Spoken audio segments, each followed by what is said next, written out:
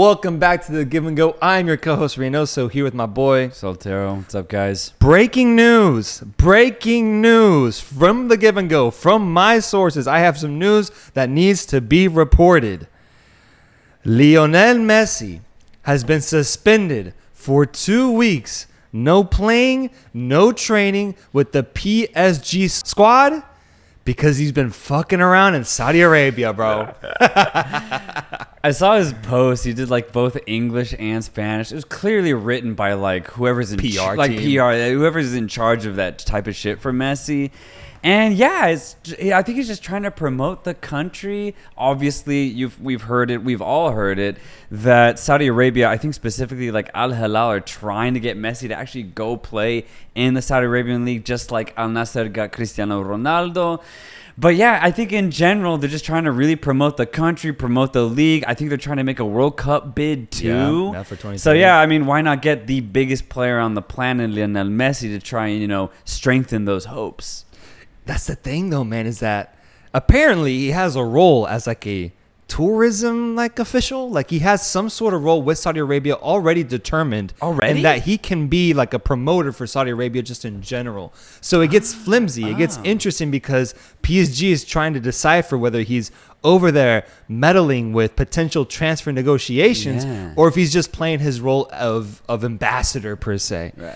So PSG didn't like it at all. What's interesting is that he signed I believe it was a 2-year contract with PSG with an option to leave the 3rd year. And PSG has announced that they will not be renewing his contract this upcoming season. So it's almost a surefire thing that Lionel Messi will be a free agent, or at least will be looking on the market for a team to join after the season ends. So what a weird, catastrophic ending for PSG and Messi. What could have been a great partnership with him paired up with Neymar and Kylian Mbappe ends with Neymar on the sidelines due to injury and with Messi on the sidelines due to fucking touristic affairs, I guess. Yeah, it is pretty crazy. I saw one of the stipulations of the suspension. He can't enter the training facilities. Like, what? He's gonna show up. He's like, let me at least get on the treadmill, and they're gonna be like, sorry, Messi, you can't come in. Yeah, really? Bro. It's that bad? Is it like that, dude? Is it like that? But apparently that's just what it was. But good lord, percentage-wise, do you say it's above 50% that he goes to Saudi Arabia? What do you think? Is it just rumored 10%, or do you think it's like actual like 50-50? He might go to Barca. He might go to Saudi Arabia. Sprinkle in the MLS. Okay, yeah. I'm going to go 30%. I think Saudi Arabia has a third of a chance to get Lionel Messi, which is already an insanely high percentage. Yeah. Very, very high. But I think a third is Saudi Arabia, another third is Europe, another third is MLS. So right now, that's where I'm at. I think ultimately, I see him staying in Europe for a couple more seasons, a couple more. The way that he's been able to generate still at his age, there's no question that he can perform on the biggest level. We saw that in the World Cup just a few months ago, man. And at PSG, he's putting up an incredible double-double in goals and assists. He's still got it, man. There's no question about that. So I can see him still wanting to play competitive football somewhere in Europe. Thing is, I don't think it's going to be Barcelona, man. I really don't. I just don't see that situation at Barca being healthy enough to be able to welcome back Messi into what once was his boyhood club, dude. So next club that he goes to, I have no idea, but I do put my money on it being Europe. I just wish it wasn't down to wages at the end of the day. We went through the same conversation when we were talking about where would Cristiano Ronaldo go. And at the end of the day, he could realistically only go to like 3 clubs just because of the wages that he demands. Messi's going to be the same thing. So I just wish it wasn't like that. I wish he had the choice to like, I want to go to Milan. Yeah. I want to play for what is a big club, but obviously he won't get those big wages. But still, he'd be able to compete in Champions League, compete for the Scudetto, and still play in top-flight European football week in, week out. That's what I want to see. And I do think it is what is going to happen. It's just, again, the amount of clubs he can go to is just so small. It's frustrating because at the end of the day, like, what's really going to happen? I do think I would say Barcelona is probably like a good chunk of where he might go percentage-wise if I just had to guess where he would go.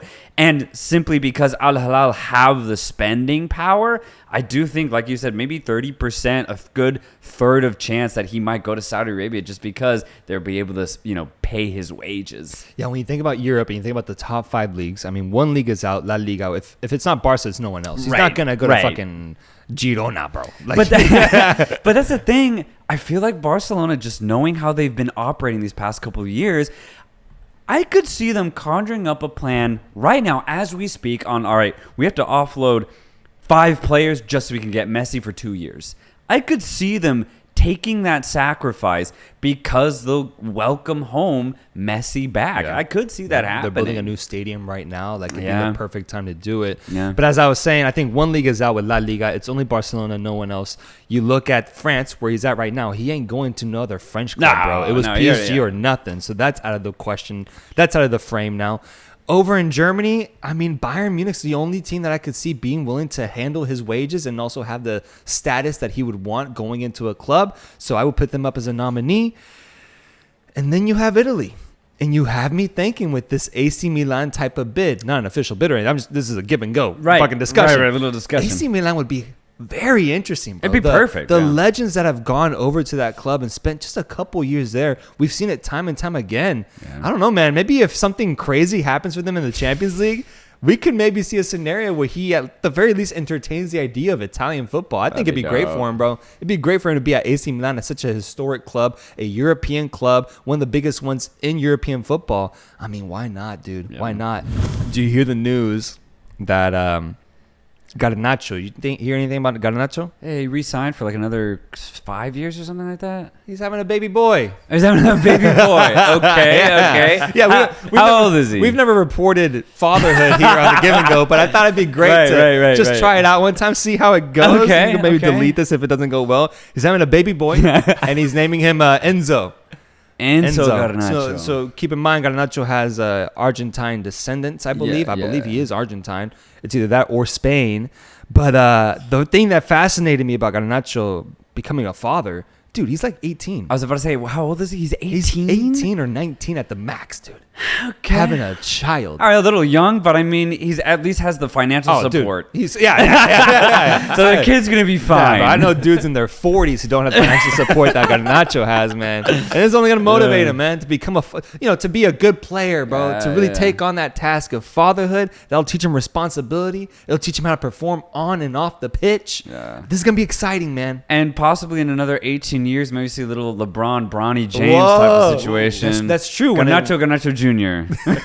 playing on the same club. That's the beauty of having a kid early, bro. That's the beauty of it. When he's 36, he could probably play alongside his son. If by that point he's bagged himself a few Ballon d'Ors, he's put himself in the conversation of Mbappe and Haaland. And he's just fucking playing at a high level. We could see it, man. We could. Or it could just be a catastrophic mistake. He ends up becoming a disappointment at Manchester United, ends up playing for Cruz Azul at one point, doesn't make a lot of money, but might make enough to handle his family, but still, he might have to move over, and his son will have to carry that legacy of, my father was a failure at Manchester United. But maybe the son would also just be at that same level, though. So they would just both be at the same, like, mid-tier Liga MX type of level in town. That'd be okay. Have we ever seen a soccer player play with their offspring, like how LeBron plans to do it with Bronny Jr. Right. I don't think I have. Yeah. Or I've even heard of the not on the same team or even against each other. I know obviously like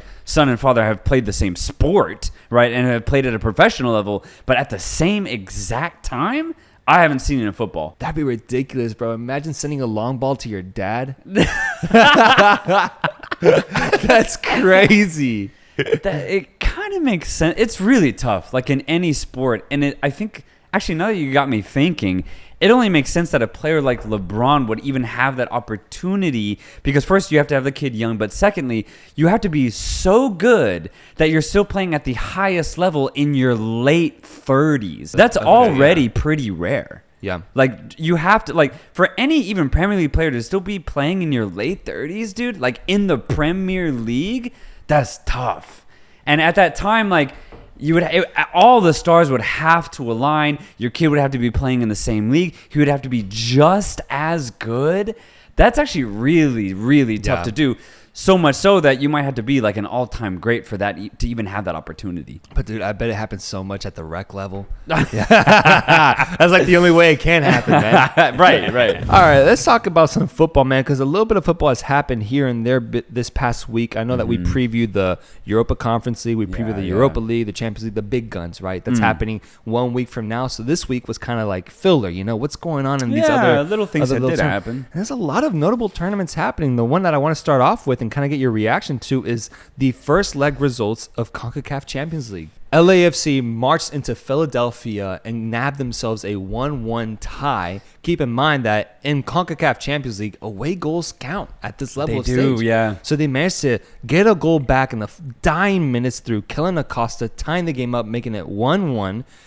And on the other flip side, Tigres against León going up 1-0, and Tigres coming back in that game, winning it 2-1 at home. Yeah. So that's where we stand right now with, I believe, LAFC scheduled to play during this podcast shoot right now. Yeah, I think LA, with a draw going back home, I think they'll take care of business. But I won't be surprised if Philadelphia somehow make this incredibly difficult. Maybe it's 1-1 again. They go into extra time. They go into penalties. Philadelphia's such a good club. I would not be surprised. We know this. Based on their performance last year, their performances this year, they're a very competitive team. LAFC will have to be at their best to beat them, but they can do it. León Tigres, I think León are going to be completely fine, even though they're down a goal. They got the away goal. They're going to be able to take it back to Guanajuato. They just beat them this past Sunday in Guanajuato, so it's going to be the same result, baby. Now, I know Tigres played maybe like slightly less starters than they did at the week versus at the weekend. I expect to see Tigres at their full squad in León, but León have played so well, I would say, this past Sunday. If they can just emanate that exact same performance, I can see us coming back down from 1 goal, getting into this final. I think for me, León beating Tigres is more sure than Philadelphia beating LA. Yeah, I would agree with that. Yeah, so I would say León in the final. I'm going to go ahead and put that in there. And honestly, I do think Philly have a good chance, bro. But I think LA will get the job just done. Okay, we'll do the same thing as the Manchester City Arsenal predictions. We'll make our predictions now so that when people listen to this, we can see how we look.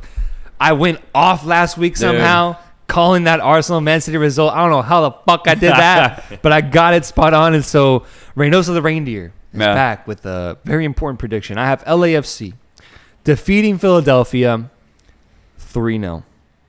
Okay. 3-0 at home. They go through 4-1 on aggregate. Remember, folks, put money on this right now as fast as you can before you can get that. Remember, man. Secondly,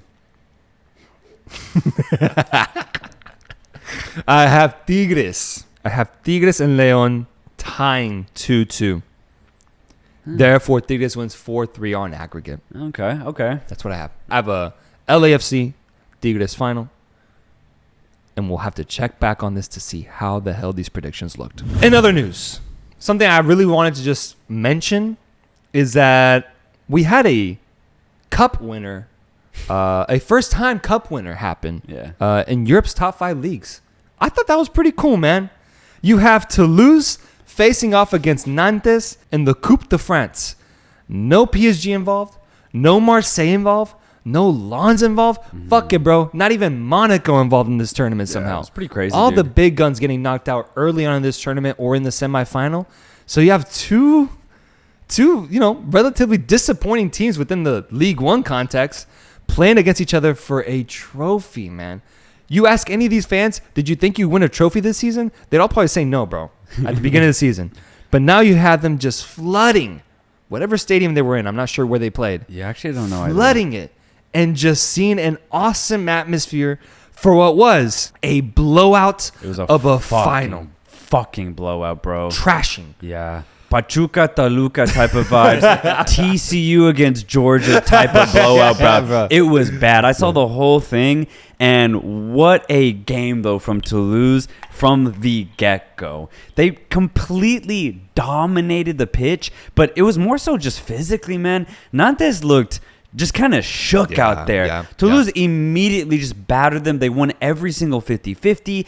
Every through ball, they would just brush off the Nantes defender. They'd get it to it first, and they just send in ball. They would just send in good balls. Van de Boomen, the Dutch midfielder, was sending in beautiful curlers to get a couple of nice headers off the bat from, I think, Logan Costa to get a double 2-0 within like 15 minutes. And, dude, it was like, what, 4-0 by the half? It was ridiculous. But Nantes looked lost out there, man. Yeah. Lost, and they won it last year. They were reigning champs. Oh, yeah, they were. Yeah. I remember that. Which is crazy that a team like Nantes, no disrespect, got the chance to defend their title.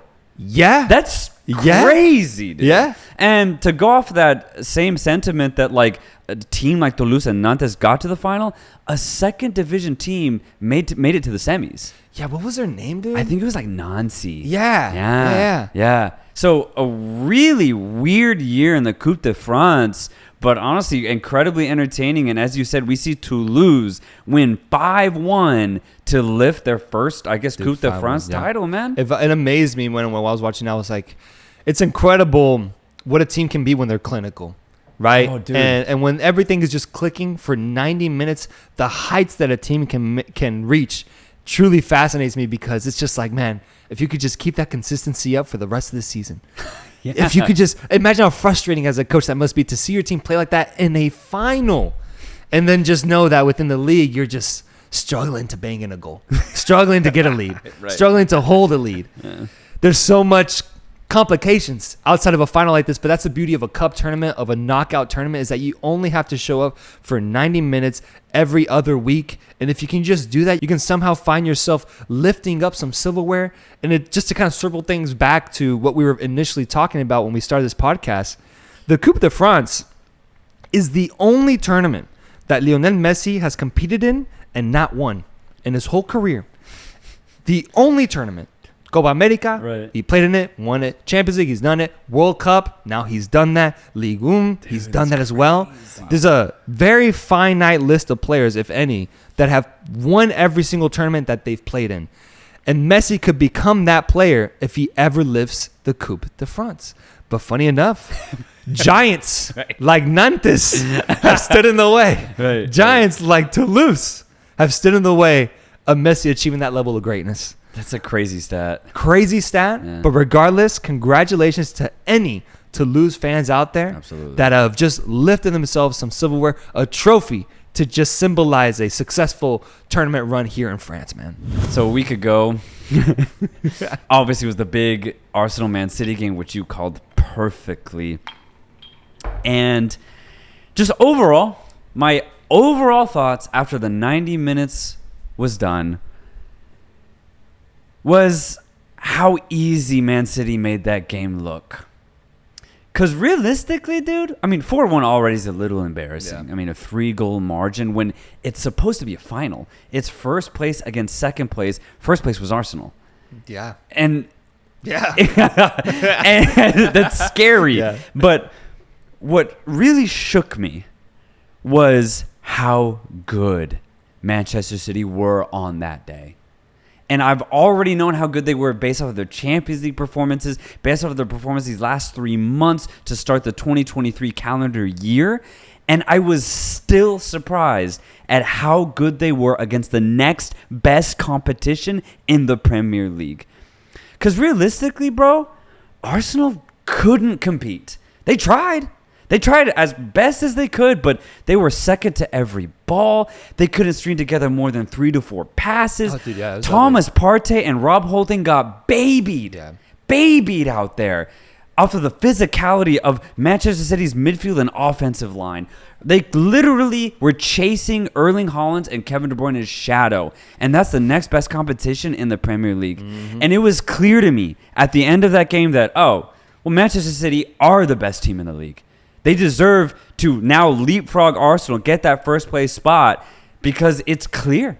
There's no other team in the Premier League that are better than Manchester City. So, dude, I was just truly surprised at how easy it was, because I had predicted, obviously you've gotten incredibly on point, but I had predicted that it'd be at least somewhat tight, not because Arsenal were the better team, but because I thought that Arsenal would know what was at stake. Mm-hmm. Knowing that if they even just got a draw, or maybe not the draw at the time, but knowing that if just get a point, get a win, at least fight for it, that you would still be in control of winning the Premier League. It's a final, essentially, for Arsenal. And Manchester City blew them away. To me, it just showed the gap, like you said, along your lines of between the number 1 team and the number 2 team in the Premier League. A gap that I believe, and I hate to bring my own squad into this, but I'm trying to be objective here. No. A gap that I don't believe has existed for the last 4 years. Because when that game came to be, the Liverpool-Man City match that you knew had major, major implications as to who was going to win the league, Liverpool fought back, bro. Yeah. And not just that, they would win games. They would compete. They would be in those matches. Rarely did they ever get blown out. And if they did, then they did the same thing back a couple times as well. They blew Manchester City out a couple times during that incredible run. They were foes. They were enemies. They were 1-1 at that point. But obviously, Liverpool have had a tumultuous season. They've been very bad. And so who steps up in their place? It's Arsenal, who wants to compete and vie for a title. And up to this point, we were so surprised, so impressed with what they were able to do. But it's a match like this that truly shows you the cojones of a team and what they're truly, truly made of when the stage is the brightest, when the lights are upon you, and the stakes are the biggest that they have been the whole season. And in my opinion, I just think Arsenal faltered, dude. Yeah. I think they fell short. I don't think they were ready for that moment. And we saw the difference in quality and experience that Manchester City has been developing for the past 4 or 5 years now versus the inexperience that Arsenal has had this entire season. Granted, they've been incredible in one-off games against other teams. They've done great facing off against lesser opponents. But when it comes to something this big, of this gravity, I don't think they're ready. And I think it showed as well in the Europa League knockout stages where they came short against a Sporting CP squad that just found a way to defeat them. This squad needs a little bit more experience. I'm not going to be too hard on them because they are very young.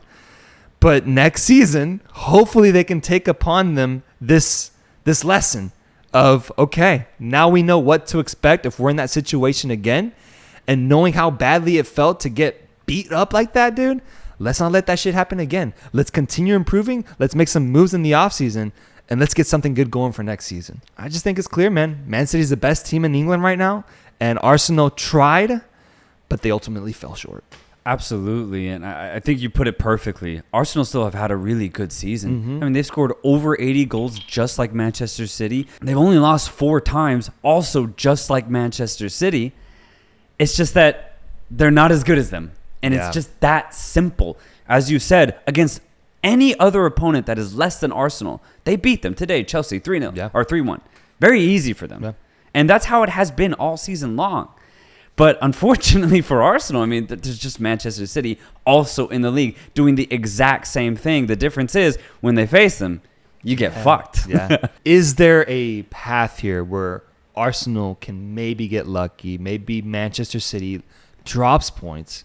Is there still a path where Arsenal can become champions of this league despite having negative results against the second best team? Yeah, what's crazy is that, I mean, it's still technically not over. Manchester City play West Ham tomorrow. Maybe something crazy happens. But beyond that, there's still 5-6 games left to be played. Yeah. There's still room for error, but obviously, just statistically, Manchester City will make less errors than Arsenal. So given that they now have the point advantage, I'm going City retain the title and just ultimately beat out Arsenal. But to kind of go off on a slightly different tangent here, still talking about these two teams, Sky Sports just released a TikTok of Gary Neville. What'd he say? Doing a prediction 4 months ago, the beginning of January, when everyone was on this Arsenal train. And dude, I was too. We talked about this. I was like, dude, Arsenal are looking inevitable. They look like they're going to win the league. I was on it. Obviously, I love a good story when a team really rises to the occasion. But Gary kept cool.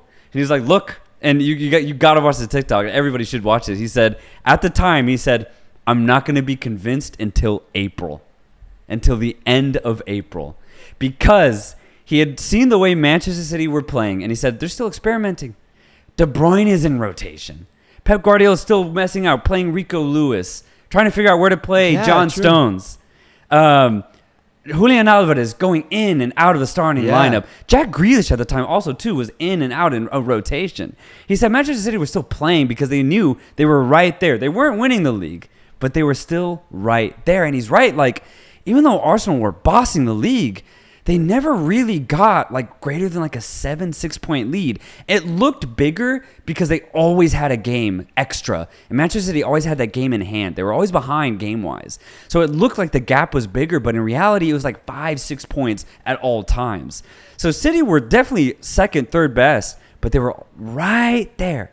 And Neville said, look, teams truly show their colors at the end of the season. Yeah. And he backed a more experienced side, a more talented side, over a more youthful, inexperienced side in Arsenal. And, dude, he was spot on. Damn. Look, dude, look at what happened. Arsenal, a loss and 3 draws in a row all in the month of April. Yep. All in the same fucking month of April. And now City have the lead, and it's looking like they're going to take the title. So what a prediction from Neville. My goodness, got us spot on. But, it makes sense because he did the same thing for a decade with Manchester United as a player. So he's a winner. He knows. Exactly. He knew what was coming, essentially. So at the end of the day, dude, Manchester City were actually the inevitable ones. Like, even though Arsenal were flying high, it's kind of scary looking back. Hindsight's always 2020, knowing that, like, you're maybe a little naive to think that City would just kind of die out, considering Pep Guardiola's tenure over the last 6 years in the Premier League, bro. I get asked this every 10 minutes at the moment, who's going to win leagues, if I'm going to change my mind from 10 minutes before. Why are you not convinced by the latest evidence? What do you mean? Look, well, the dominant performance they showed against Manchester United. January 23rd. Even for Arsenal fans, they must be getting tired of it. Mikel Arteta must be getting tired of getting asked title questions 19 games in. Right, honestly, if they'd have drawn the game yesterday by not scoring that last goal, they deserved to win that game yesterday, by the way. But if they'd have drawn that game, we'd have obviously, City are only 3 points off them. They're in trouble. That was so far out for us to be talking about this. I'm getting asked it every 10 minutes at this moment in time. I feel like this is a more traditional season. I feel that.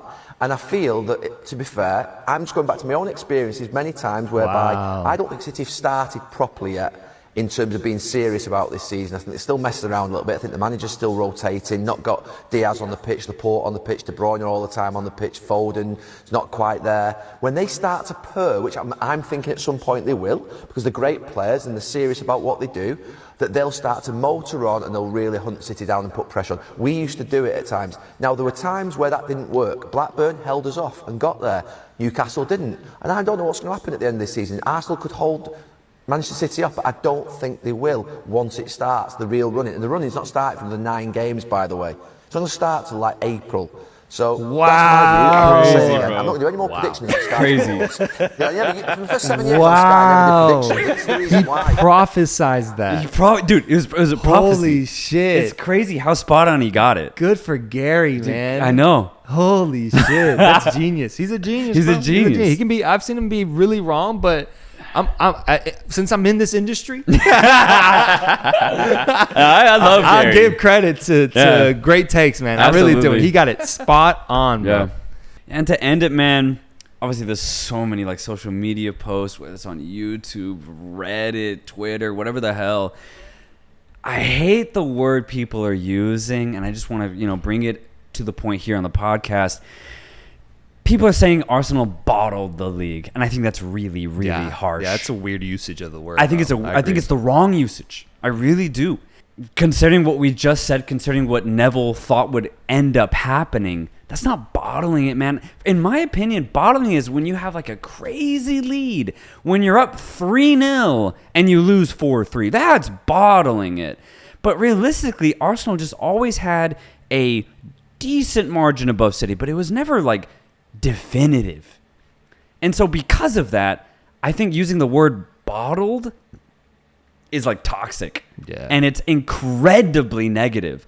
We already said how good Arsenal have been against every other opponent in the league. They have a damn near same record as Manchester City. That's not bottling it. They're just the second best team in the Prem. Mm-hmm. That's it. They've had an incredible season, and as you kind of hoped, maybe they can learn from this, build a little bit more in the offseason, use the same experienced players that really went off this season, and then maybe they can try again. But bottling, bro, that's so incredibly harsh, and I'm not going to have any of it. I completely agree, dude. I think what Arsenal has been able to do, yes, it's disappointing. It hurts. Right. Yes. Right. But bottling choked is another word I've heard. Arsenal choked. This ain't choking, bro. Nah. This ain't. When you're just the clear second best team in the league and you end up as the second best team in the league in the standings, you did what you were supposed to do. And so I give you credit for that, if anything. Yeah. Bottling is too harsh. I think, if anything, that's more like what Liverpool did with Steven Gerrard slipping and then losing the fucking lead and all that shit that followed afterwards. I think that's more bottling. But bottling, bro, man, hell of a term, bro. Hell of a term. Has to have come from the Brits, dude. Has to. That ain't no English word. Bottled. Ain't no American word. Liga MX. Might as well. The repechajes this weekend. Play-ins, baby. Top 4, just to name them, Monterrey, America, Chivas, and Toluca. But I just want to do a quick fire. Let's do it.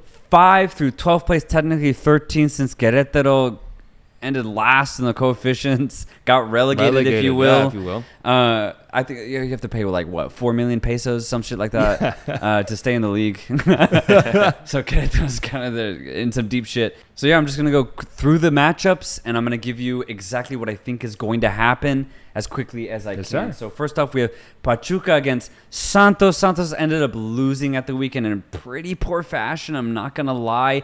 I have no faith in this Santos team. They look pretty dead offensively.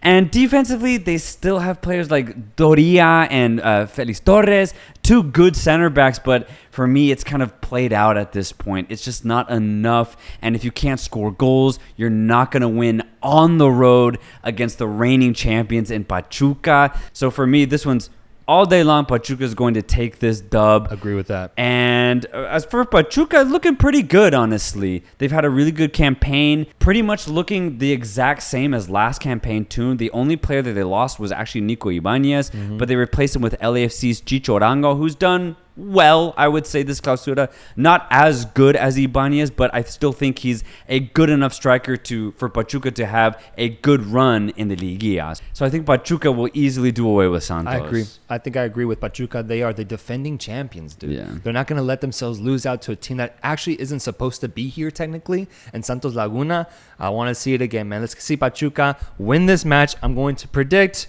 with a score of 3-1.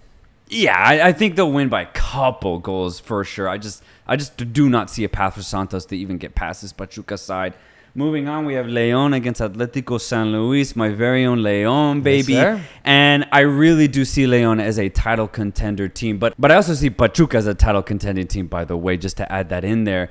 But I think what I really like about León under Larcamón this season is we have the best defense in the league. The best. I think we've only allowed 13 or 14 goals across the 17 games. But I think just now, in these last 4 or 5 games, we've ended really, really strong. And we're finding our form. The perfect time to once playoffs start.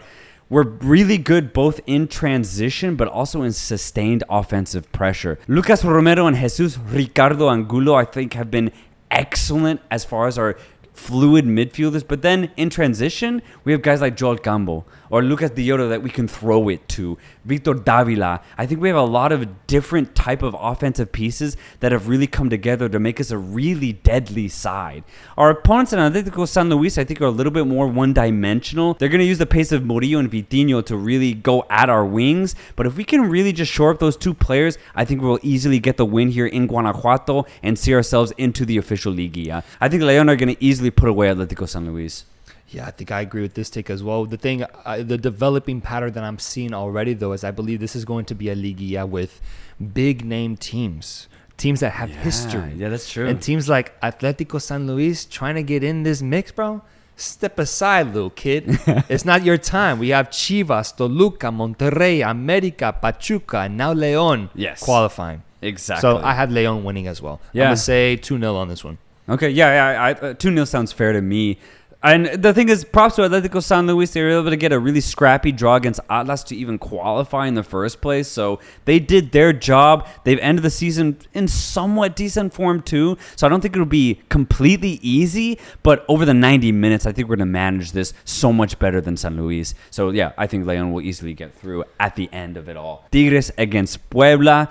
This one gets interesting, bro. This one gets really interesting. And low-key, if I was a Tigres fan, I would be a little scared. Just a little bit, solely because Puebla might not have the best defense. It's a little leaky, to be honest, but their offense always shows up. And for the last 2 years, their record, whether it's just the regular season or in Liguilla, they've shown that they can score against pretty much anybody.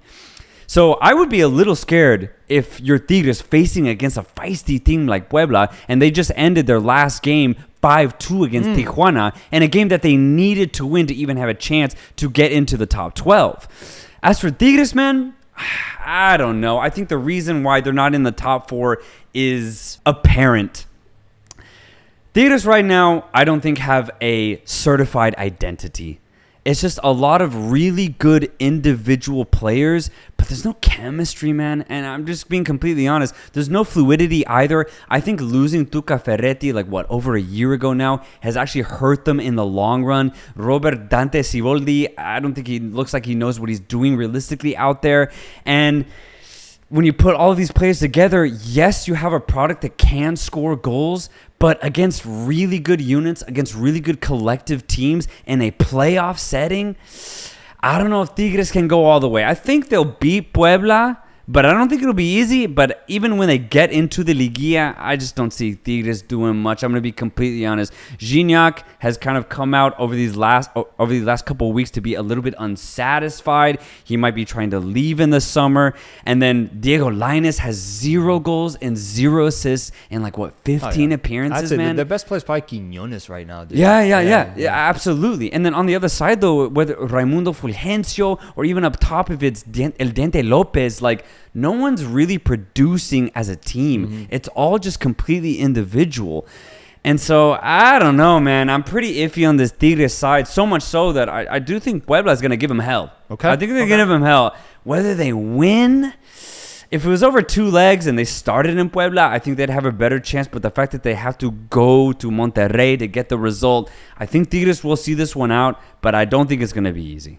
Yeah, I've been disappointed in Tigres this season, especially because before the season started, I had made my pick as to who I see winning this tournament, and I chose Tigres. And I think that up to this point, they haven't shown to be a title-winning side for the reasons that you listed out. I think I completely agree. A lack of identity, or if anything, trying to be the team that they used to be 3-4 years ago at their height. I don't see them having that same caliber, that same technique, that same quality that they used to have. Yes, they're still good enough to kind of show shades of it in moments, and that's why we're seeing them have a lead against León in the semifinal of the CONCACAF Champions League, or why they were even able to get there. But overall, I think there's a reason they're not a top 4 team this time around, and I agree, it's going to be very tight against Puebla, but I'm going to have to be loyal to Reynoso of December. I'm gonna stay loyal, and I'm still gonna stick to Tigres winning this matchup and making it into the Liguilla. And the final matchup of the Liguilla play-in is Cruz Azul facing off against Atlas. Yeah, I think Cruz Azul actually very similar to Tigres this season, and I actually had them doing a little bit better, actually a lot better, making a deep run into the Liguilla. They still could, because they do have the pieces. Rotondi really pushing from midfield and getting into that offensive line. Rivero, I think, has been good at times, but still a little inconsistent. Lotti has shown that he can score goals, but is also somewhat inconsistent. I think Cruz Azul just overall are exactly that. Very inconsistent, man. And I think that's going to hurt them. Fortunately, they have the home advantage against a feisty team in Atlas. But here's the thing. I think out of the 4 play-in games, this one is by far the most open. Atlas finished the season, I think, without losing a game in their last 5 or 6 games. Atlas are in very good form right now, and they were able to come from outside of a play-in spot to 9th place. So they've proved that they're in good form right now. And I do think they are. Furch is finally just trying to find that, bicampeón type of energy. And the same thing with Julian Quiñones, man. He's still a dog out there. Add in extra players like Herrera, who's really come into the scene this year. And then you still have players like Aldo Rocha still kind of bossing this midfield. Combine all of that chemistry, and Atlas are actually pretty good, man. So much so that I do think that they can get a result on the road, and I think they will. I think they will be the only team on the road that gets a result. Cruz Azul out. So sorry, Atlas through to the Liguilla. I think Atlas are like the Golden State Warriors of the Liga MX, man. Title winners, back to back. And if they're on it, they can face off against any opponent. And they showed it to me in the CONCACAF Champions League when they were able to come back from being down, I believe, like 3-0 or 4-0 or some shit against Olimpia, showing that championship grit, then going and playing against Philadelphia Union and almost knocking out one of the best teams in MLS. But to me, it was just the fact that they were able to compete against a really, really good squad. They showed that if they can focus, if they can key in, they can be a pretty solid team. Whereas with Cruz Azul, I just have a personal vendetta against any squad that employs the man Uriel Carlos Antuna. I do not respect any squad that has him in his front lines, that relies on him for goal scoring opportunities. I just do not, have not, and will never see any potential in that player, any sort of success come his way. And so because of my anti-Antuna-ness, I'm going Atlas on this one, man. I'm going Atlas. And once again, we're going to see another equipo grande join the Liguilla and just shape up what's going to be a star-studded Liga MX-wise Liguilla playoff setting. Oh, absolutely, man. And we'll join back next week seeing these results. We'll preview the entire Liguilla, quarters, semis, who we think will go to the final and ultimately win it. Really excited for next week's pod just because of that, man, because I do think we're going to have a really, really fun playoff season this year in Mexico. I asked on Instagram for people to just send us some questions. Send some questions in, man, and just, God damn, what a sign, dude. It's like over 100 questions have been asked within the last hour, dude. Fuck. Yeah, some amazing questions. So we have a lot to pick from here. The Mbappe Haaland debate has been going on for a while, right? Ever since they rose onto the scene. And then we saw Mbappe just go off at the World Cup and put in an incredible, historic performance. We already know, hat-trick in the final. I mean, come on, man. But from that moment on, I was like, he has the edge right now. He is the better player between these two. And then we saw Haaland do what he's done these past 4 months now, man. In your opinion, do you think Haaland now has the edge in the Kylian Mbappe versus Erling Haaland debate? Or has he evened the playing field? Or is Mbappe still the king within this debate? Where do we stand on the Mbappe-Haaland debate right now? In this moment in time, I'm going Haaland. But that's just recency bias because he's been so good. Manchester City on treble watch. You blink, they might have 3 trophies at the end of the season. And so because of that, and also because Mbappe didn't win the World Cup, even though he had an incredible performance, I'm going Haaland. But just in the grand scope of both of their careers, I'm going to go ahead and say it's actually a lot more even than I think most people would maybe say. Simply because when Mbappe was, 17, 18, he was going to the Champions League semifinal. Haaland hasn't done that. And he also did it with, a good French side, not like a king side like Manchester City. So you take all of that into account, his World Cup performance, and also just his really good performances for PSG.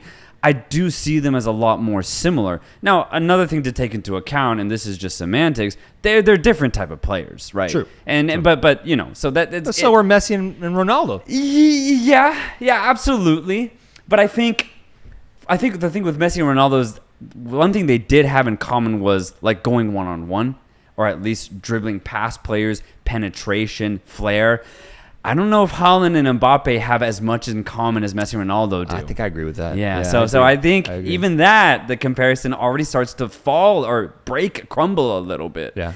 So yeah, I think just, again, grand scope of their careers, I actually am going to put it a little bit more similar because Haaland had to really work through Salzburg and Dortmund, and now he's finally having club success with a team like Manchester City. Whereas Mbappe has always been a lot more individual, and I think that also goes a long way because he scored some banger solo goals, man.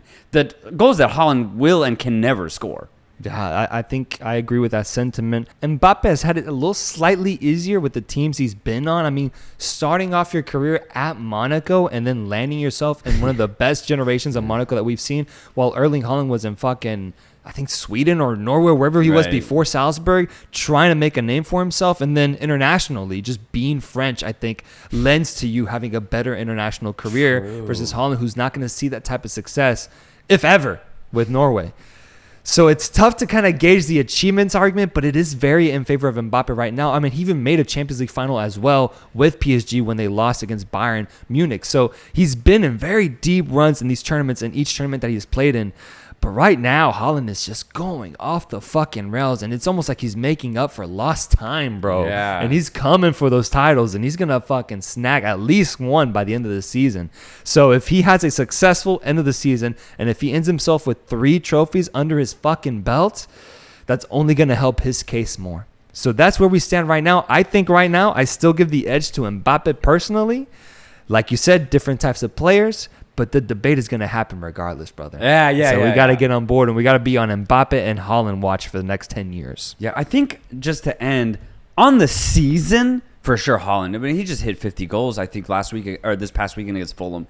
50 club goals over all competitions. That's literally Messi Ronaldo numbers. Haaland has achieved that. Mbappe, outside of the World Cup, I think has just had a more difficult season. And I think that's honestly more due to the club situation. How do they handle Messi, Neymar, Mbappe all at once? There's been so much drama around that. Whereas Haaland's just, smiling at Pep because he's like, I'm going to get you 3 goals today. It's a very different atmosphere right now. I think Mbappe's looking a more frustrated figure this season specifically. What's your favorite lesser-known league to follow? Like smaller leagues in either Europe or the Americas? Ask Jack Sarn. So I rotate my lesser leagues purposefully to always see what's out there, but also just to enjoy different types of football, regardless of the level. I love, for example, watching African Champions League. That's a league that I watched last year in depth from the preliminary stages to the group stages all the way to the final. And it was crazy seeing the amount of teams that are really good and really competitive just throughout the landscape of Africa. So I'd love to do that. I think next year I'm going to try Asian Champions League. But like club-wise, I'll watch basically little versions of anything. Like I think like 2 weeks ago I caught like 30 minutes of like a Honduran league because Fox Deportes now actually broadcasts it, which is dope. So yeah, I honestly jumble around my lesser leagues. Yeah. I'd say Bat City Leagues in Austin, Texas, hosting Reynoso on the ball. I think that's one of my favorite lesser known leagues, a very prominent league on the rise here. But if we're being real, I love the second divisions of top 5 leagues in Europe. I have been gaining so much interest in them this year with the Championship, La Liga 2, Bundesliga 2, the second division in France. For some reason this year, those leagues have really, at the very least, had me involved in terms of like checking on the standings. Maybe I haven't watched the game, but I've just kept an eye on them to just see how they're doing and seeing what teams are trying to find themselves in the top 5 leagues of Europe. The reward is huge for these lesser-known teams to make it. And so that promotion path that they can go on, I think, is one of the most interesting out there. Second question. What's your favorite beer? Shit. Okay, let me think about this one. Soltero's an avid beer drinker every now and then. Absolutely. We enjoy alcohol. We enjoy tasting things. Yeah, my favorite type of beer is an IPA. And the exact IPA that I like always rotates just throughout the year. I'd say the most recent IPA that I had that I absolutely loved is actually a local Austin beer, Mega Flora. Okay. From, I think Austin Beer Works is the brewery. So if you're in Austin or you see Austin Beer Works just in your town, get their IPA, specifically the double IPA Mega Flora. It's phenomenal. I'm a big fan of history. I'm a big fan of a beer with a legacy. And so for me, I consider this beer almost like the Real Madrid of beers. I love myself a Guinness, brother. Oh, yeah? I love myself a foamy, dark, Guinness beer to just have for myself while I watch a game. An incredible taste, a rich, rich flavor, and every time you sip on it, you just know that you're drinking a winner's beer. So for me, that's got to be one of mine. So Producer Rudd, you got a favorite beer? No. If you could be any player for a day, ask Quique Rios, who would it be and why? Jack Grealish, 100%. There's no question. I just want to know what it feels like to have 2-liter bottles as calves. I want to know what that feels like, bro. And then from there, I want to see how far I could fly. Yeah, It's like the like what my body could do with a body Fucking like that, cheetah, bro. dude. Cheetah, fucking and leopard. then the skill that I could have on the ball, man. Oh. I wouldn't even show up to training. I just go to pickup games. And I just Yes, dude. school these Yes. fools, bro. Yes, I think the obvious answer has to be a player with good handles, because you would just have so much fun reaping the rewards of that. Give me prime Ronaldinho, bro. Prime Ronaldinho at Barca. You go the fuck off at 6 p.m. Spanish time. You're partying your ass off by 9, 10 p.m. having a great fucking day, dude. Dancing your ass off, playing at the highest level of football. There's a weird kid in the corner with a bowl cut. I think his name's like Lionel or something, watching you during that time. And you just fucking thrive, dude. Yeah. Thrive. And not just that, you have an impact on the culture. You're wearing dope outfits. You represent Brazil. You're playing Joga Bonito. The whole life you live during that time is just perfect. Give me that lifestyle, man. Give me that. Brentford or Freiburg? This is a real question we got. From Paco Isn't Cool. Brentford or Freiburg? That's tough. For me, the question immediately becomes Premier League or Bundesliga. Mm-hmm. Both teams are very similar in the sense that they've punched above their weight with very little. Mm-hmm. They actually both play somewhat dynamic football. And I think Freiburg, more than Brentford, have really gotten up there in as far as upper mid-table team. So if I'm talking about pure accolade, I'm going Freiburg because of that. They've been able to maintain themselves in the top 6, top 5 of the Bundesliga for 2 straight seasons, where at Brentford, more so mid-table. But then my initial question becomes, well, that's, I think, because of the talent and the competition that's at play. I think Brentford actually play in a much tougher league. And which team do I prefer at that point? Well, then I'm actually going to go Brentford. I think they have a little bit more flair. And as far as their transitionary offense, when you have a player like Ivan Toney, that's a more watchable player than, in my opinion, than any other player that Freiburg has. Although I think Freiburg as a collective are still a very good club. So when it comes, for me, again, when it comes to this question, Brentford, Freiburg, I'm probably going to go Brentford because of the flair at hand and because of the league that they play in. I'm going Freiburg long-term, Brentford short-term. Oh, yeah. Yeah. I would love to play under or support a team that's under Thomas Frank. His coaching genius on display every week ever since they got promoted has been awesome to see. He riles the crowd up. He loves his team. And not just that, you have some really great players like Mbeumo or Ivan Toney, as we said. So right now, I'd prefer to be a Brentford fan over Freiburg, but what happens when you lose Ivan Toney, bro? Yeah. What happens, bro? I really don't know, because Ivan Toney is carrying on a huge offensive responsibility in back-to-back seasons. I think he's got over 15 goals this year. I think he's like the 3rd or 4th highest goal-scoring player in the Prem this season. That's impressive. And I feel like he's going to leave this summer. What happens to Brentford, dude? Whereas Freiburg, I think I have more trust in them staying in the 1st division of Germany for the foreseeable future versus Brentford, who's in a tough, cutthroat league in the Prem right now. Absolutely. So for me, it's clear. Brentford in the short term, Freiburg in the long term. Last question from Awesome Mauri. If you could support a small team that hardly plays a European competition, who would you support? Toulouse. Toulouse used to have Wissam Ben Yedder, and when he was at that club, he was scoring goals for fun, man. But they were never able to achieve anything. Anyway, I mean, personally, and I know this is a little biased, give me Mallorca, bro. oh, Give me okay. Mallorca. They're not going to be in a European competition anytime soon. But, brother, I got a connection with them. I love this team, man. I've been in their land. I've been in their city. I've explored what they have to offer. I've eaten their food. I've stayed in their homes. I've invaded that country, bro. My DNA, my genes are there now. Yeah. So give me Mallorca, man. A team that I saw beat Real Madrid in person, thanks to ESPN. Shout out. And a team that will have my lighthearted support for the foreseeable future. And I don't see them doing anything successful in European competitions anytime soon. So I think I'm secure in knowing that they will not be a team that breaks the rule of this question. Samuel Eto'o as a legend. Marco Asensio as a youth academy graduate. It's thing to be proud of, bro. It's the thing that's it's the scarf behind you right now, man. all right. Are you overwhelmed with this question, or are you? I'm overwhelmed because I'm overwhelmed in the sense because in my opinion, any well-attended lower table team deserves to have a European night. We actually watched together Dortmund against Bochum in Bochum. Yeah, that stadium was fucking lit, dope. bro. Dope. Everyone was there Yeah. to see Bochum compete against, at the time, first place Dortmund and ended 1-1. I want all teams like Bochum to at least have the chance to have a crazy European night. So yeah, I'm very overwhelmed with this question because, you know, for every top league in Europe, there's like 5 Bochums, bro.